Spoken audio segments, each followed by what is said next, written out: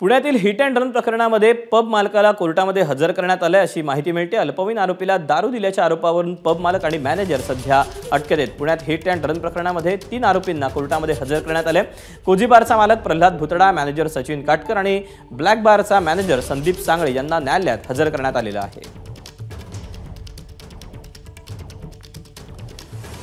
दरम्यान रविवारी आम्ही कोर्टात 2 अर्ज दाखल केले होते। पहिला अर्ज आरोपीला प्रौढ ठरवण्याचा आणि दुसरा रिमांड होमचा। मात्र दुर्दैवाने कोर्टाने आमचे दोन्ही अर्ज फेटाळले अशी माहिती पुणे पोलीस आयुक्त अमितेश कुमार यांनी दिली आहे।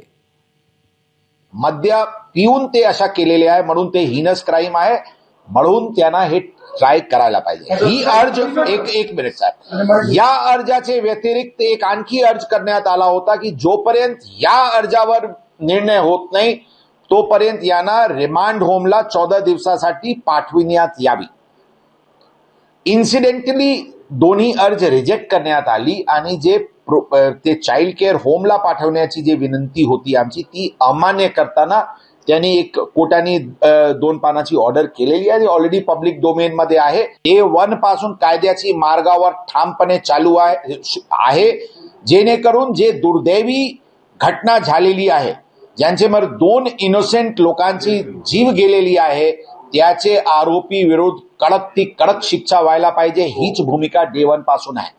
कोणताही प्रकारचे दबाव कोणाचाही या प्रकरणात पोलिसांवर कधी नव्हता आणि नाही आणि यापुढे पण राहणार नाही असे आम्हाला पूर्ण विश्वास आहे। दोन्ही इस्टॅब्लिशमेंट्सचे सीसीटीव्ही फुटेजेस भरपूर प्राप्त ऑलरेडी झालेली आहे, ज्यामध्ये ते मद्यप्राशन करताना स्पष्टपणे दिसत आहे।